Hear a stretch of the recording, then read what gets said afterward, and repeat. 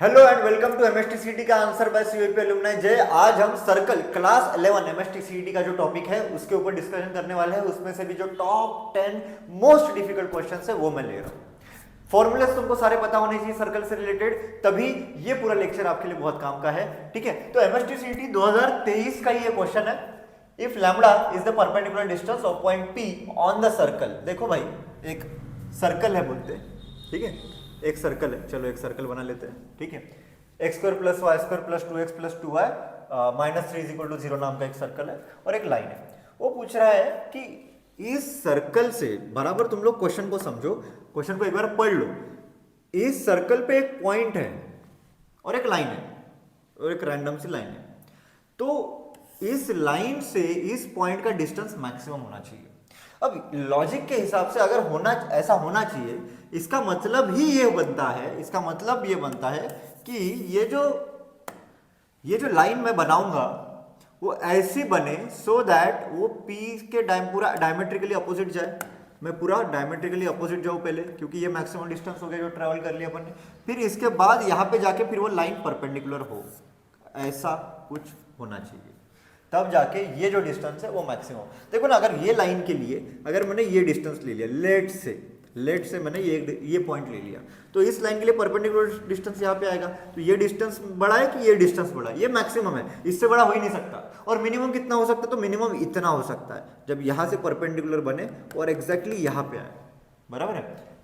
In general ये perpendicular centre से पास होगा तो ही मुझे मैक्सिमम और मिनिमम डिस्टेंस मिलेगा। इसीलिए अगर मैं वैलिड पॉइंट्स की बात करूं तो ये जो पॉइंट है ना, जो रैंडम मैं पॉइंट ले रहा हूं, ये तो वैलिड ही नहीं है अपने लिए, बिल्कुल भी वैलिड नहीं है। ठीक है, अब इसकी ही बात करते हैं अपन और इन डेप्थ में।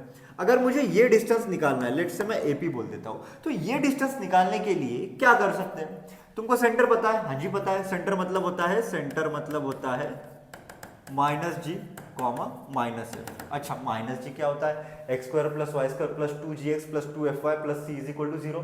मतलब g की जो वैल्यू है, अगर मैं उसको कंपेयर करूं तो g की वैल्यू 1 है, f की भी वैल्यू 1 ही है और c की वैल्यू -3 है। देखो जनरल इक्वेशन क्या होती है सर्कल की? तो भैया x square plus y square plus 2gx plus 2fy plus c is equal to 0, बराबर है। तो सेंटर जो हो जाएगा वो हो जाएगा -1 कॉमा -1। और अगर मैं रेडियस की बात करता हूं तो रेडियस होता है under root of G square plus F square minus सी।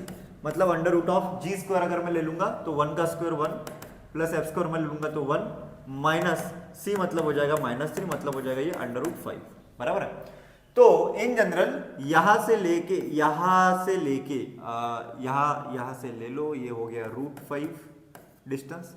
ये सेंटर हो गया, कितना हो गया? -1 कॉमा -1। ये भी √5 ही है अंदाजे से, ये भी √5 हो गया। ये डिस्टेंस नहीं पता है तो एक सिंपल है ना भाई, एक लाइंस का अपने पास फॉर्मूला है, distance of a point from a line, बराबर है। इस पॉइंट का, ये पॉइंट का नाम है क्या? पॉइंट का नाम नहीं है, पॉइंट का नाम नहीं। ठीक है, छोड़ो ना, इस पॉइंट का तो है ना अपने पास कोऑर्डिनेट्स, तो इस पॉइंट से लेके यहां तक ये वाला डिस्टेंस निकाल लेते हैं, उसमें ये ऐड कर देंगे। तो फ्रॉम लाइन मतलब C से A तक का डिस्टेंस, तो AC डिस्टेंस निकालना है तो फॉर्मूला होता है ax1 plus by1 plus c upon under root of a square plus b square. चलो फॉर्मूला लगा लो, तो AC की जो वैल्यू आ जाएगी, ये अपना फाइनल आंसर नहीं है, रुक जाओ। तो AC की जो वैल्यू हो जाएगी वो हो जाएगी, देखो ये हो गया 2 इंटू एक्स, मतलब इसका सेंटर कितना है? -1 पे है तो मैं -1 ले लेता हूँ।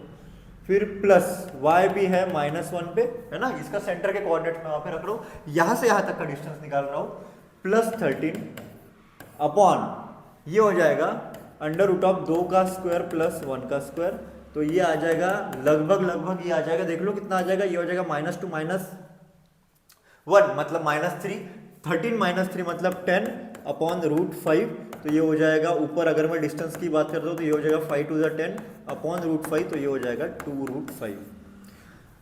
मतलब यहां से लेके यहां तक का डिस्टेंस जो है वो 2√5 है, लेकिन मैं अपने को AP चाहिए। अब AP जो है वो डिस्टेंस निकालना है, तो ये 2√5 और √5 मतलब 3√5 हो जाएगा, बराबर है। और अगर मिनिमम पूछता हो तो ये इतना होता, 2√5 माइनस √5 मतलब √5 मिनिमम डिस्टेंस होता। तो ऐसे टाइप के 2-3 क्वेश्चंस मैंने MSTCT के PYQs में देखे, तो ऐसे ये क्वेश्चन सॉल्व हो सकता है। नेक्स्ट क्वेश्चन देख लेते हैं। If one of the diameters of the circle given by the equation x² + y² - 4x + 6y - 12 = 0 is a cord of the circle S whose centre दिया हुआ है, देन लेंथ पूछा है, मतलब रेडियस पूछा है S का।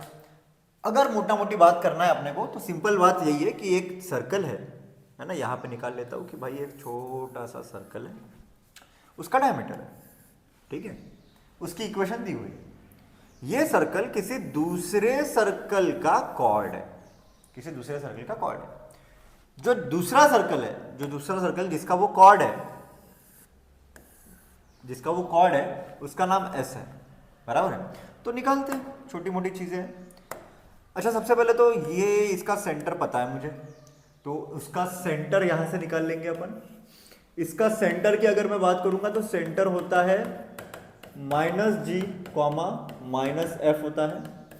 G की वैल्यू अगर तुम देखोगे तो 2Gx होता है, मतलब G की वैल्यू -2 है, तो -(-2), और F की जो वैल्यू है वो 2F मतलब 3 है, तो ये हो जाएगा 2, -3, मतलब सेंटर मिल गया। कौन सा सेंटर मिल गया? ये मिल गया, ये हो गया 2, -3। नेक्स्ट इसका रेडियस निकाल दूंगा मैं, किसका? ये वाला रेडियस। देखो बराबर है, सेंटर -G, -F होता है। तुम बोलोगे सर ये कहां से लाया अपन ने -2? ये कंपेयर किया भाई, इसको किसके साथ कंपेयर किया भाई? x² + y² + 2gx + 2fy + c = 0, ठीक है। तो रेडियस जो होता है वो होता है √(g² + f² - c, मतलब हो जाएगा वो √(g). g कितना है भाई? g है 2 का स्क्वायर, तो 2 का स्क्वायर प्लस f मतलब -3 का स्क्वायर माइनस c मतलब होता है -12। अगर भाई 2 का स्क्वायर 4, 3 का स्क्वायर 9, 9 4 13, 13 12 25, मतलब √25, √25 मतलब हो जाएगा 5। मतलब रेडियस कितना है रे? ये जो रेडियस है ये 5 है। अच्छा ऐसा। अगर इसका सेंटर पता है, इसका सेंटर पता है ना दोस्त, कितना है? -3, 2। अपने को ये रेडियस निकालना है, तो ये रेडियस को मैं r बोल देता हूं।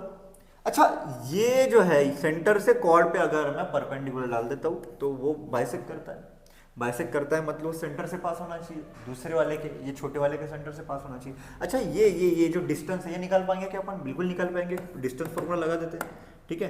तो डिस्टेंस फॉर्मूला अगर मैं लगा दूं तो ये हो जाएगा √2 -(-3) का होल स्क्वायर, 2 -(-3) का होल स्क्वायर प्लस ये हो जाएगा -3 -2 का होल स्क्वायर। मोटा मोटी अगर बात आती है तो ये बात आ जाएगी, कितनी आ जाएगी? ये 5 का स्क्वायर प्लस 5 का स्क्वायर मतलब √50, बराबर है। √50 मतलब 5√2, 25 दूनी 50, तो ये 5√2 आ गया।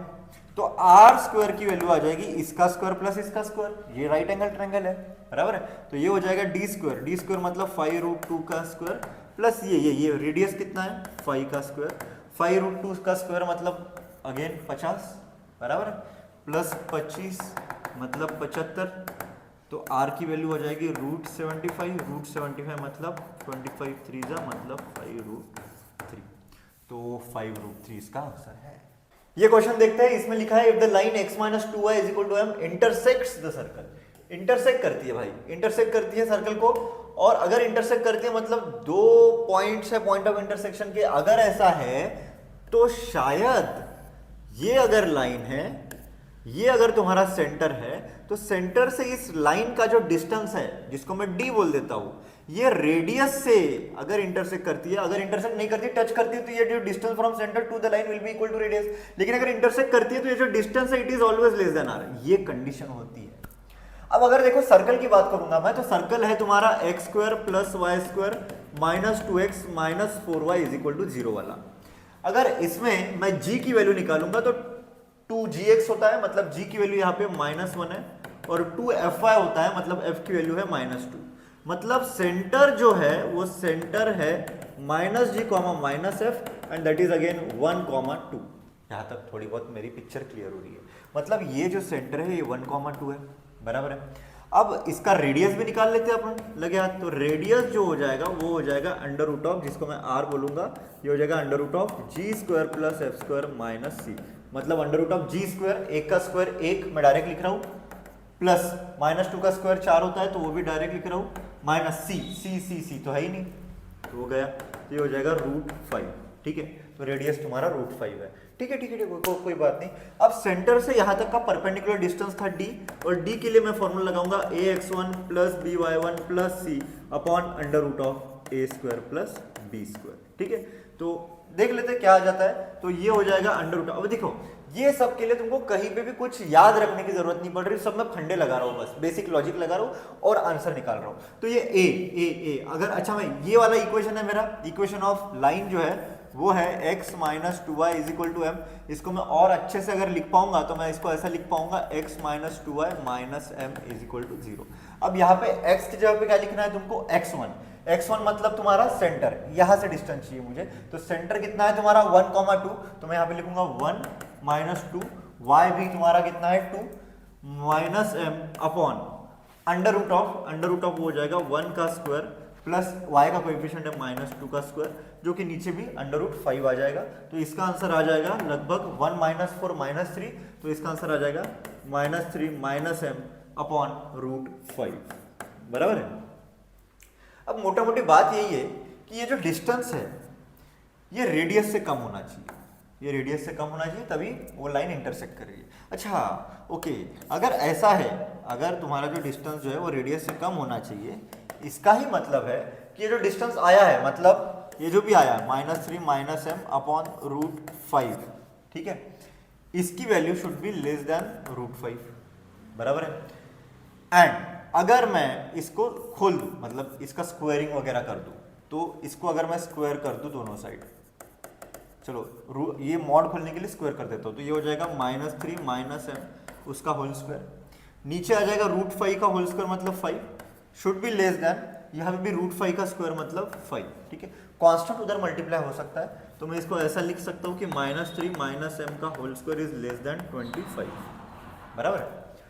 चलो इसको सॉल्व कर लेते हैं अपन, इसको बेसिक सॉल्व करेंगे अपन। माइनस, अगर मैं यहाँ से माइनस कॉमन निकालूंगा तो 3 + m आ जाएगा, माइनस का स्क्वायर तो पॉजिटिव हो जाता है, तो ये हो गया 3 + m का whole square is less than 25।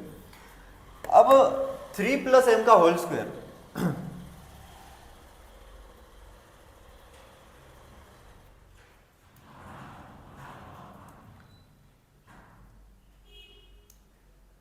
अब देखो 3 + m का होल स्क्वायर मतलब हो जाएगा 9, 3 का स्क्वायर 9 प्लस 3 × 6,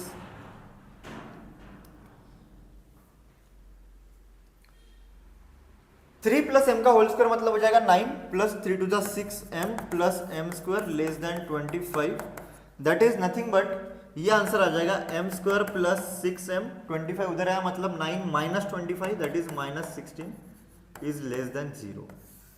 अच्छा इसको कैसे सॉल्व करते हैं, तो इसको सॉल्व करने के लिए अगेन इनइक्वालिटी अपन यूज कर सकते हैं, बेसिक जो तुम्हारा बेसिक जो अपना क्यूबी कर्व मेथड है उससे इसको सॉल्व कर सकते हैं।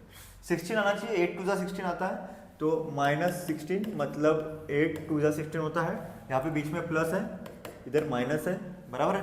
तो ये जो तुम्हारे फैक्टर्स आ जाएंगे वो आ जाएंगे m + 8 m - 2 लेस देन 16, बराबर है। अब वेवी कर्व मेथड के हिसाब से इसको मैं इक्वल टू 0 करूंगा तो मेरे क्रिटिकल पॉइंट्स आ जाएंगे -8 एंड +2, तो ऑब्वियसली ये ऐसा मैं क्रिटिकल पॉइंट बन दूंगा, ये हो जाएगा एक 2 और एक आ जाएगा -8, यहाँ पे पॉजिटिव रहेगा, यहाँ पे निगेटिव रहेगा, यहाँ पे पॉजिटिव रहेगा, तो इसके हिसाब से m जो है लेस देन 0 मतलब ये वाला पोर्शन, मतलब m should be greater than -8 and m should be less than 2। अब कितनी इंटीग्रल वैल्यू आती है, क्योंकि ये बिलोंग्स टू z है, z मतलब इंटीजर है, तो -8 से लेके 2 तक कितनी इंटीग्रल वैल्यूज आती है, काउंट करते जाओ, -7 -6 -5 -4 -3 -2 -1 0 एंड देन 1, इतनी वैल्यूज आती है, मेरे हाथ में अभी जितना है 9 वैल्यूज आती है, तो इसलिए इसका आंसर 9 होगा।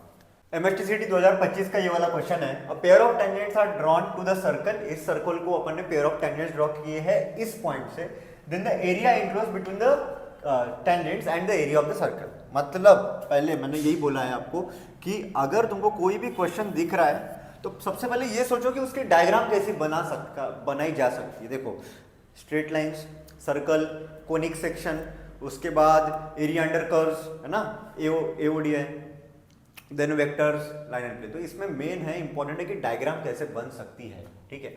अब वो बोल रहा है कि यहां से ना ऐसे दो टेंजेंट्स ऐसी है, ये पॉइंट है -4, -5।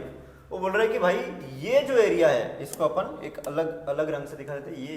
ये वाला जो एरिया है, ये एरिया कितना होगा, ये जो एरिया है ये एरिया कितना हो सकता है, ये वो बोल रहा है। ये वाला एरिया अपने को निकालना है, ठीक है। तो क्या क्या कर सकते देखते हैं। जैसे ही मेरे को इक्वेशन मिला, एक प्रैक्टिस तुमको करना है कि सेंटर और रेडियस निकालना आना चाहिए। क्या निकालना आना चाहिए? सेंटर और रेडियस, ठीक है। तो अगर मैं इसको कंपेयर करता हूं x² + y² + 2gx + 2fy + c = 0 से, तो मेरे को पता है कि भाई g की वैल्यू जो हो जाती है 3 हो जाती है और f की जो वैल्यू हो जाती है वो -2 हो जाती है। इसका ही मतलब जो सेंटर है, सेंटर हो जाएगा तुम्हारा -g, -f। तो जो सेंटर है वो हो जाएगा -3, 2, इसका उल्टा साइन। उसके बाद मेरे को एक चीज, अच्छा यहां पे मेरे को पता चल गई कि ये जो है ये -3, -2 है, क्या? सेंटर। फिर मैं बात करता हूं कि भाई रेडियस कितना है। रेडियस मतलब होता है √g² + f² - c, तो ये हो जाएगा √-3 का स्क्वायर, मतलब g की वैल्यू तो 3 है, तो 3 का स्क्वायर मतलब 9, -2 का स्क्वायर मतलब 4, माइनस c की वैल्यू कितनी है? -12। और ये gf, ये इसकी स्टैंडर्ड वैल्यू है, 3 या 2 रहेगा और c की वैल्यू -12 रहेगी, ये हमेशा याद रखना। तो इसका आंसर डायरेक्ट आता है √25 मतलब 5। मतलब ये जो रेडियस है जो यहाँ पे जाने वाली है और जो यहाँ पे जाने वाली है वो 5 है। अब 10th स्टैंडर्ड में अपन ने पढ़ा था कि भाई ये जो एंगल है ये 90 डिग्री होता है, टेंजेंट रेडियस का वो एंगल जो है वो 90 डिग्री होता है। अच्छा, ऐसी बात है। एक चीज मैं कर सकता हूँ, क्या कर सकता हूँ, मैं यहां से यहां तक का C से लेके A तक का डिस्टेंस निकाल सकता हूँ बाय यूजिंग डिस्टेंस फॉर्मूला। वो AC हो जाएगा, कितना हो जाएगा? y2 - y1 उसका whole square plus x2 - x1 का होल स्क्वायर, जो भी करना है। तो 2 - -5 का होल स्क्वायर, जिसका आंसर आ जाएगा, कितना आ जाएगा देख लो, 4 - 3 मतलब 1 का स्क्वायर और ये 7 का स्क्वायर, मतलब ये हो जाएगा लगभग √50। मतलब यहां से लेके यहां तक का डिस्टेंस जो है वो √50 है, ठीक है। अगर ऐसा है तो ये जो है ये वाला जो ट्रायंगल है ये √50 है, ये 5 है, ये √50 है, तो ऑब्वियसली ये भी 5 होना चाहिए। कैसे? 5 का स्क्वायर प्लस 5 का स्क्वायर 25 प्लस 25 कितना हो जाएगा? 50। तभी ये देखो ना, ये हाइपोटेनस है, साइड 1 का स्क्वायर साइड 2 का स्क्वायर, ठीक है, तो वो आ जाएगा √50। सिमिलरली ये 5 है तो ये भी क्या होना चाहिए? 5। अब तुम बराबर सोचो कि ये 5 5 5 है, मतलब यहाँ पे ये तो स्क्वायर या फिर स्क्वायर ही बनना चाहिए या फिर रोम्बस बनेगा। चलो, ये दोनों 90 है, बराबर है, तो ये दोनों मतलब ये एंगल, अब ये डायग्राम वैसे नहीं बनी है जैसे एक्चुअल में ये सब वैल्यूज आ रही है। ये डायग्राम कुछ ऐसे बननी चाहिए थी, ये ऐसे बननी चाहिए थी कुछ डायग्राम, ये ऐसे ऐसे ऐसे कुछ डायग्राम बननी चाहिए थी, क्योंकि ये भी 5 है, ये भी 5 है, उसके बाद ये 5 आ गया है, ये भी 5 आ गया है, क्योंकि ये जो है ये √50 है, बराबर है। ये कॉमा -4 -5 आया है, और ये जो सेंटर आया है वो सेंटर आया है तुम्हारा -g, -f, दैट इज -3, 2। अब तुम और एक बार अच्छे से सोचोगे तो मैं इसका पूरा एरिया निकाल सकता हूँ, बराबर है। इसका पूरा एरिया निकाल सकते हैं अपन, डायरेक्ट निकाल सकते हैं। अगर स्क्वायर भी होगा तो साइड स्क्वायर कर लो, उससे आंसर आ जाएगा। तो ये शेडेड रीजन का एरिया निकालना है, ये जो शेडेड रीजन का निकालना है, तो मेरे को उसमें से ये एरिया माइनस करना पड़ेगा। अब इसमें भी एक टेक्निक है, देखो ये जो पॉइंट है, ये पॉइंट या फिर ये जो डिस्टेंस है AC, इट इज AC की जो वैल्यू है वो है √50 और तुम्हारा रेडियस है √25। इसका ही मतलब AC जो है वो रेडियस के √2 टाइम्स है। यही तो मेन पॉइंट है, दिस इज द कैच, कि अगर AC √2 टाइम्स ऑफ R है, इसका मतलब भाई ये डायरेक्टर सर्कल के ऊपर वाला पॉइंट है। और अगर ये डायरेक्टर सर्कल के ऊपर वाला पॉइंट है तो बाकी सारी चीजें सॉल्व हो जाती है अपनी। कैसे सॉल्व हो जाती है? मेरे को ये पता चल जाएगा कि ये यहाँ पे 90 डिग्री पे इंटरसेक्ट कर रहे हैं, टेंजेंट्स 90 डिग्री पे इंटरसेक्ट करते हैं डायरेक्टर सर्कल बनाने के लिए, तो इसलिए ये भी 90 हो जाएगा, मतलब ये स्क्वायर हो जाएगा। स्क्वायर हो जाएगा तो ये एंगल 90 हो जाएगा। अब बराबर सुनो, मुझे ये वाला एरिया चाहिए, तो वो मैं ऐसा बोल सकता हूँ कि एरिया ऑफ शेडेड रीजन, जो भी शेडेड रीजन का एरिया है, is equal to area of this square. ये स्क्वायर बनेगा, साइड है 5 तो ये बन जाएगा 25, माइनस करना है। क्या माइनस करना है? एरिया ऑफ दिस सर्कल का पार्ट, सर्कल का जो भी पार्ट आएगा उतना माइनस करना है, मतलब ये वाला जो पार्ट है वो माइनस करना है। अब ये पार्ट कैसे माइनस करेंगे? ये है 1/4 ऑफ द होल सर्कल। पूरे सर्कल का एरिया कितना होता है? पूरे सर्कल का एरिया होता है पाई आर स्क्वायर, लेकिन ये 1/4 है, 1/4 है मतलब डिवाइड बाय 4, तो ये हो जाएगा 25 माइनस पाई। अच्छा आर की वैल्यू कितनी है? आर की वैल्यू कितनी है? देखो आर की वैल्यू 5 है, तो 5 का स्क्वायर डिवाइड बाय 4, तो ये 25 आ जाएगा, 25 कॉमन, तो ये बचा 1 माइनस पाई बाय 4, तो ये आंसर होना चाहिए। अच्छा ये 4 क्रॉस मल्टीप्लाई कर दोगे तो ये आंसर आ जाएगा, ऑप्शन डी। अब बराबर देखो ये वाला question, the equations of the tangent to the circle. ये सर्कल की खासियत क्या है जो तुमको वहां पे एक क्वेश्चन में सर्कल है, वो सर्कल इज ऐसा है जिसका सेंटर ओरिजिन पे x square plus y square is equal to 36। अगर ऐसा है तो x square plus y square is equal to r होता है, मतलब रेडियस जो है वो 6 है, ठीक है। Which are perpendicular to the line, ऐसी दो टेंजेंट्स है जो परपेंडिकुलर है एक कोई तो लाइन को। ये लाइन का इक्वेशन है, ये लाइन का इक्वेशन है 5x plus y is equal to 2। अगर कोई दो टेंजेंट्स इसको परपेंडिकुलर है, इसका मतलब ये दो टेंजेंट्स पैरेलल है, ये तुमको समझ में आना चाहिए।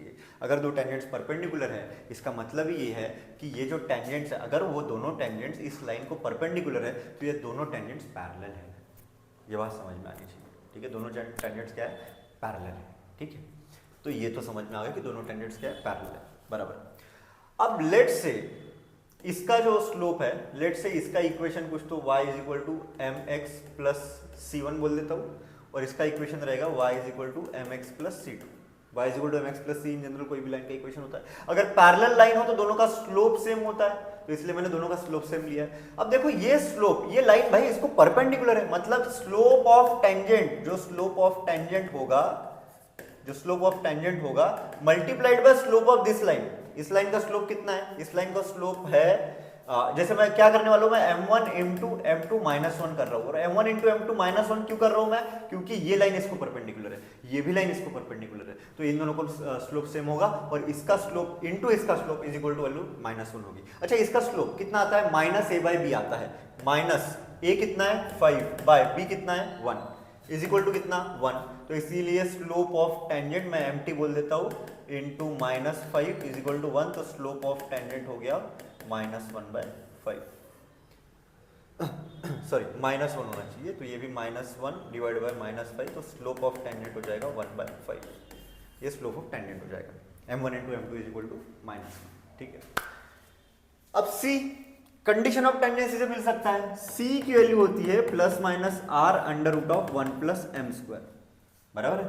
तो इससे c की वैल्यू हो जाएगी प्लस माइनस r की वैल्यू है 6 under root of 1 plus m की वैल्यू कितनी है? 1 बाय 5, उसका स्क्वायर 1 बाय 25, तो c की वैल्यू है plus minus 6 under root of 26 by 25, तो इसीलिए c की वैल्यू है plus minus 6 under root of 26 by 5। तो इसीलिए y is equal to m, slope कितना है? 1 by 5, x plus minus c की वैल्यू है 6 रूट 26 बाय 5, बराबर है। तो अगर ऐसा है तो कर लो यार, कुछ 5 उधर चला गया तो ये हो जाएगा 5y is equal to x plus minus 6 under root of 26।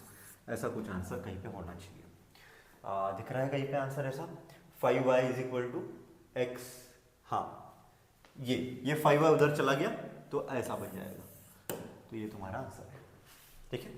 Logic simple लगा है लॉजिक, कि अगर एक लाइन को दो अलग अलग लाइन परपेंडिकुलर है मतलब वो दो लाइंस पैरेलल है। MSTCT 2023 का ये क्वेश्चन है, the circles and touch is externally, तो भाई बताओ कि क्या कंडीशन होगी। एक्सटर्नल अगर टच कर रहे हैं दो सर्कल्स, तो ये एक सर्कल हो गया और ये दूसरा सर्कल हो गया, बराबर है। ये हो गया C1 और ये हो गया C2, और ये दोनों के बीच का डिस्टेंस, ये रेडियस 1 और ये रेडियस 2।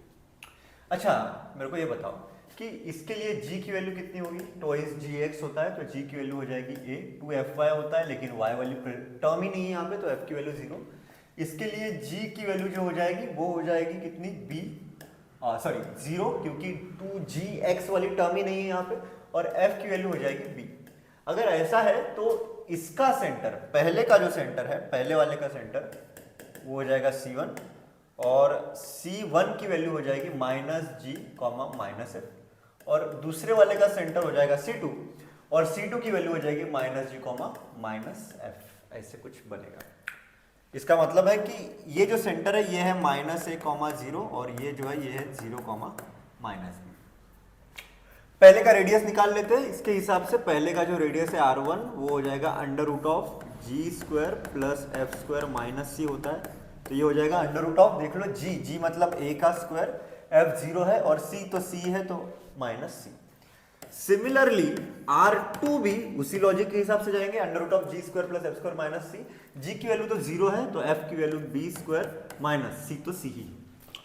अब एक लॉजिक सिंपल है कि अगर ये t टच कर रहे हैं तो इन जनरल C1 C2 के बीच में जो डिस्टेंस है that will be equal to R1 plus R2। ये लॉजिक, ये है तुम्हारा लॉजिक, ये बेसिक लॉजिक लगा रहे हो। अब C1 C2 के बीच का डिस्टेंस मैं डिस्टेंस फॉर्मूले से निकाल लूंगा, वो हो जाएगा √x2 माइनस x1 का होल स्क्वायर, मतलब ये a² आ जाएगा, प्लस y2 माइनस y1 का होल स्क्वायर, तो ये हो जाएगा b²। अब इन जनरल अपने को याद ये रखना है कि जो C1 C2 है is equal to R1 plus R2। Solve करते जाते हैं, जो जो याद आ रहा है वो सॉल्व करते जाते हैं। तो ये हो जाएगा √a² प्लस b²। R1 कितना है दोस्त, ये है √a² minus c plus R2 है √b² माइनस c। अब एक काम कर सकते हैं ना, अंडर रूट दिख रहा है तो सबको स्क्वायरिंग कर सकते हैं। चलते रहो, जो जो लॉजिक लग रहा है वो लगाते जाओ। तो ये हो जाएगा a² प्लस b²। अब ये इसका स्क्वायर डायरेक्ट नहीं होगा, अंडर रूट कैंसिल होगा, लेकिन और 2ab टर्म भी आएगी। इसका स्क्वायर मतलब a प्लस b का होल स्क्वायर लगाओ, ये हो जाएगा पहले का स्क्वायर। अगर मैं इसका स्क्वायर किया तो अंडर रूट कैंसिल हो जाएगा, प्लस दूसरे का स्क्वायर अंडर रूट कैंसिल हो जाएगा, plus 2 √a² minus c into √b² minus c। a plus b का होल स्क्वायर लगा दिया मैंने।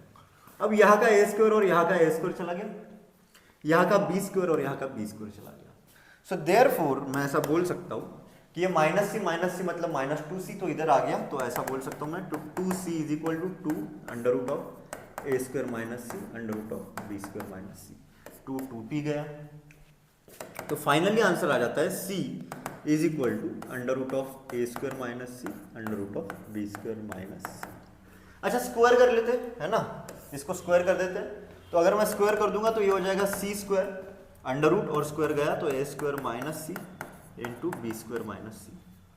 अब इसको सॉल्व करना है तुमको, ठीक है। तो इसको सॉल्व करने का तरीका क्या होगा, डायरेक्ट तुम पूरा ये सॉल्व कर सकते हो या फिर और तरीके हैं, लेकिन अपन एक्सप्लोरेशन में नहीं है, अपने को फटाफट आंसर निकालना है। तो a² b² minus a² c minus b² c plus c² भी गया। माइनस वाली टर्म्स को इधर लेके आओ, तो ये हो जाएगा, ये क्या हो जाएगा, ये हो जाएगा b² c plus a² c is equal to a² b², बराबर है। तो ये पूरा आंसर आ गया तुम्हारा। b² c plus a² c is equal to a² b²। क्या कर सकते हैं अपन, a² b² से डिवाइड कर सकते हैं या फिर a² b² c से डिवाइड कर दो। तो इस चीज को ना, इस चीज को डिवाइड बाय, मैं यहाँ पे हाईलाइटेडली लिख रहा हूँ कि इसको डिवाइड कर दो, डिवाइड कर देंगे, इसको अपन डिवाइड कर देंगे बाय a²। इसको पूरा डिवाइड कर दो, divide by a² b² c से डिवाइड कर दो। तो क्या बचेगा, तो शायद कुछ ऐसा बचेगा 1/a² plus 1/b² is equal to 1/c, ये बचेगा। इसको मैंने डिवाइड कर दिया, ये यहाँ से आया था, इसको मैंने इसको डिवाइड कर दिया बाय a² b² c से। तो यहाँ तक आ जाओगे तुम, ऐसे इसको अपन सॉल्व कर सकते हैं। The number of common tangents to the circle this and this.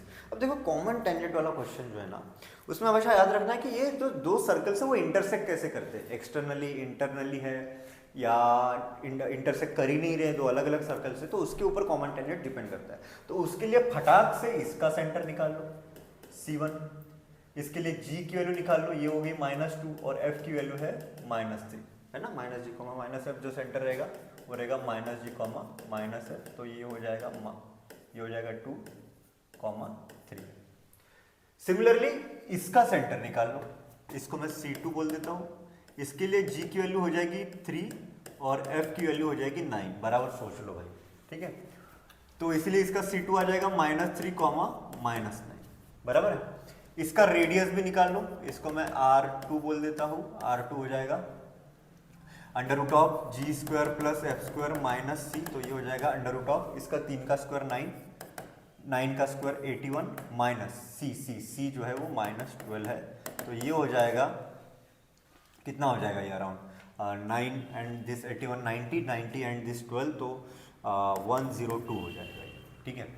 Similarly R1 भी निकाल देता हूँ मैं, वो भी हो जाएगा under root of G square plus F square minus C, तो ये हो जाएगा R under root of G square मतलब 2 का स्क्वायर 4 प्लस एफ स्क्वायर मतलब 3 का स्क्वायर 9 माइनस -12, तो ये तो अपने को पता है ये होता है 5, ठीक है, ये 5 होता है। और ये भी मैंने बताया तुमको कि ये 2f5, तो फिर 9 9 जा 81 और इसका अपने कैलकुलेशन किया। अब C1 C2 की जो वैल्यू है वो निकाल लो डिस्टेंस फॉर्मूला से।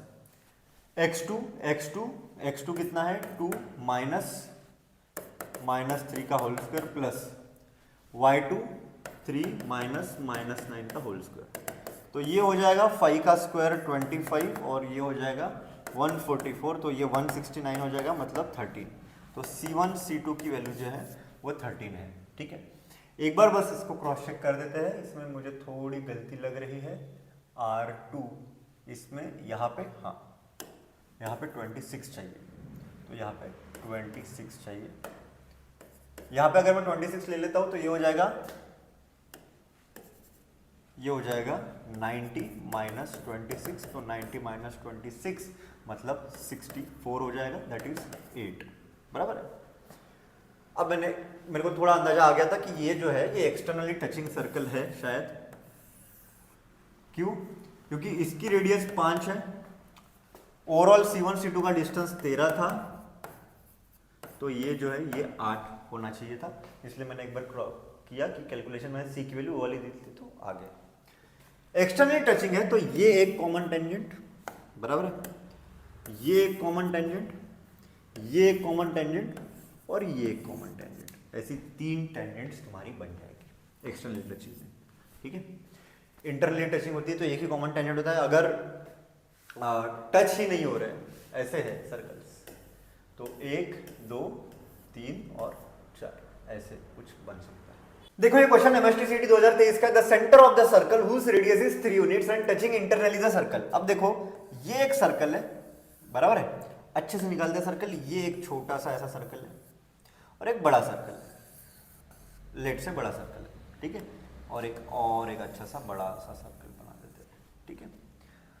अब ये जो है ये अभी अपने को पता नहीं कि इसका रेडियस कितना है, तो इसके लिए पहले इसका g की वैल्यू निकाल लेते हैं। 2gx होता है तो g की वैल्यू -2 और f की वैल्यू -3, 2fy होता है, 2f = -6, तो f की वैल्यू -3, तो जो सेंटर होगा वो सेंटर होगा -g, -f मतलब 2, 3, और इस सर्कल का रेडियस जो होगा वो रेडियस होगा under root of G square, 2 का square 4 plus F square 9 minus C मतलब 12, तो ये हो जाएगा अंडर रूट ऑफ 25, उसका आंसर आ जाएगा 5। मतलब ये जो बड़ा सर्कल है, ये जो बड़ा सर्कल है इसका जो रेडियस है वो 5 है, छोटे सर्कल का रेडियस कितना है 3, बराबर।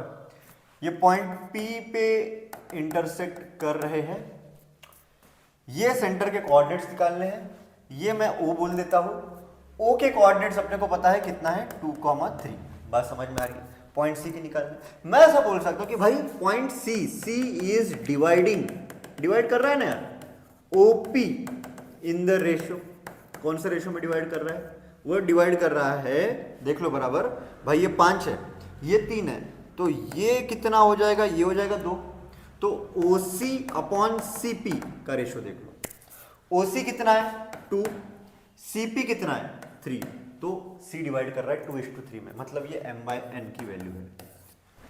इंटरनल डिवीजन है, अच्छा एक कोऑर्डिनेट, अच्छा नहीं दोनों भी कोऑर्डिनेट्स निकालना जरूरी है, तो मैं ऐसा कर सकता हूँ कि C की वैल्यू लेट से x, y ऐसे कोऑर्डिनेट्स ले लेता हूँ। इंटरनल डिवीजन है तो mx2 plus nx1 upon m plus n, my2 plus ny1 upon m plus n, बराबर है। ये तुम्हारा हो गया x2 y2 और ये हो गया तुम्हारा x1 y1, तो निकालो भाई x की वैल्यू, हाँ m m m m m m कितने में डिवाइड कर रहा है ये, 2:3 में डिवाइड कर रहा है, तो 2 into x2 plus 3 into x1 कर दो कितना है 2 अपॉन m प्लस n मतलब 2 प्लस 3 बराबर है, तो ये हो जाएगा -2 3 टू द 6 6 माइनस 2 4, तो 4/5 x की वैल्यू है।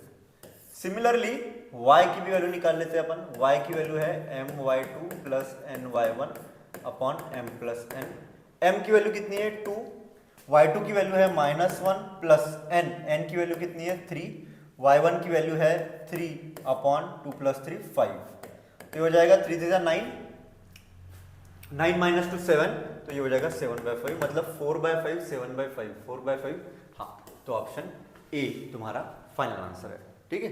MSTCT 2022 का क्वेश्चन है, angle between the tangents to the circle x² plus y² is equal to 25 from the point 1,7। अब देखो x² plus y² is equal to 5, इसकी अगर मैं बात करूं तो ये जो सर्कल है ये ऐसा कुछ दिखेगा, बराबर है, मतलब ये उसका ओरिजिन रहेगा, ओरिजिन पे ही उसका सेंटर रहेगा, और ये हो गई उसकी रेडियस, ये हो गया 5। अब 1,7 एक पॉइंट है 1,7, लेट से ये पॉइंट है 1,7, यहां से दो टेंजेंट्स दिए हैं, यहां से और ये ऐसे, यहां से ऐसे दो टेंजेंट्स दिए, तो अपने को बताना है कि भाई ये जो एंगल है ये एंगल थीटा कितना होगा, बराबर, ठीक है। तो एक काम करेंगे अपन, सीधा सीधा सा बात है, अपन इसको ज्वाइन कर देंगे, बराबर, ये एक टेंजेंट है तुम्हारी और ये एक टेंजेंट है, ठीक है, इसको मैंने ज्वाइन कर दिया। अब ये 1,7 है, ये 0,0 है, तो इसके बीच का डिस्टेंस मुझे पता है, वो देख लेते हैं।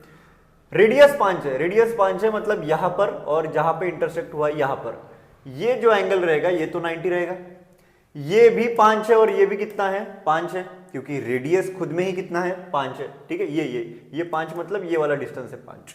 अब अगर मैं O इसको मैं बोल दूंगा तो डिस्टेंस OP मैं निकाल सकता हूं डिस्टेंस फॉर्मूला से, तो OP कितना हो जाएगा, वो हो जाएगा √1² प्लस 7² तो ये हो जाएगा OP मतलब √50। अब ये जो डिस्टेंस है ये √50 है। अब अगर ये ट्रायंगल को अगर अपन देखेंगे तो ये ट्रायंगल में, बराबर ध्यान देना, ये थीटा है, सॉरी ये 90 डिग्री है, बिकॉज टेंजेंट और रेडियस पैरेलल परपेंडिकुलर होते हैं एक दूसरे को। ये हाइपोटेन्यूअस, ये जो हाइपोटेन्यूअस है वो √50 है, ये और ऐसा, ये ऐसा कुछ बन गया है। दूसरी चीज अपने को पता होना चाहिए कि for tangents from an external point ये सेगमेंट्स कॉन्ग्रुएंट होते हैं, इसलिए ये एंगल, ये वाला एंगल और ये वाला एंगल कॉन्ग्रुएंट होता है। मतलब अगर ये पूरा थीटा है तो ये बचा हुआ θ/2 और ये भी θ/2, ऐसा हो सकता है। मतलब बराबर ध्यान दो, अगर मैं बोलूं इसको ओरिजिन बोल देता हूं, किसको ओरिजिन बोल देता हूं, इसको ओरिजिन बोल देता हूं, ठीक है, इसको पॉइंट P बोल देता हूं, ये पॉइंट P हो गया, ये O, ये पॉइंट P, और इसको मैं A बोल देता हूं, ये हो गया A, बराबर है। तुम्हारा θ/2 कौन सा है, ये है, मतलब ये जो एंगल है ये θ/2 है, बराबर, ये √50 है, और AO है 5, AO 5 है, बराबर।